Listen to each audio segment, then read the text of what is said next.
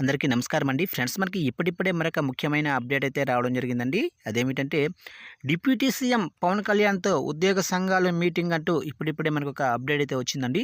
అయితే ఇందుకు సంబంధించిన పూర్తి వివరాలు అయితే మన వీడియోలో తెలుసుకుందామండి. వీడియో మాత్రం ఎక్కడా స్కిప్ చేయకుండా చూడండి ఫ్రెండ్స్. అప్పుడే మనకి పూర్తి సమాచారం అయితే తెలుస్తుంది. ఇక వీడియో నచ్చినట్లయితే లైక్ చేయండి ఫ్రెండ్స్. ఇక లేట్ చేయకుండా వివరాల్లోకి వెళ్ళిపోదాము.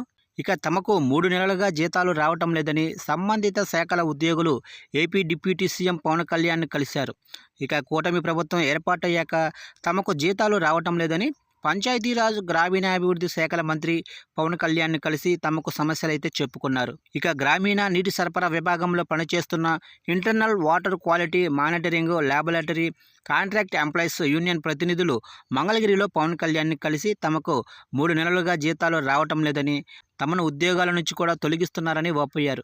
ఎలాగైనా తమకు ఉద్యోగ భద్రత కల్పించకపోతే తమ కుటుంబాలు రోడ్డున పడతాయని మంత్రికి విజ్ఞప్తి చేశారు.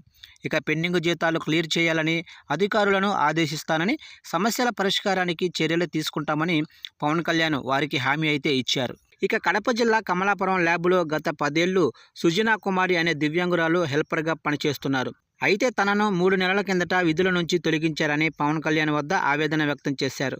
తనకు పుట్టుకతో ఒక కిడ్నీ లేదని, బరువులను ఎత్తే పనులు సైతం చేయకూడదని డిప్యూటీ సీఎం పవన్ కళ్యాణ్కి తెలిపారు. కనుక బతకటానికి ఏ ఆధారం లేని తనకు తిరిగి ఉద్యోగం ఇప్పించాలని ఈ సందర్భంగా సుజనా కుమారి వేడుకున్నారు. వెంటనే స్పందించి ఆయన అధికారులతో ఈ విషయమై మాట్లాడతానని ఆమెకు భరోసా కూడా ఇచ్చేశారు.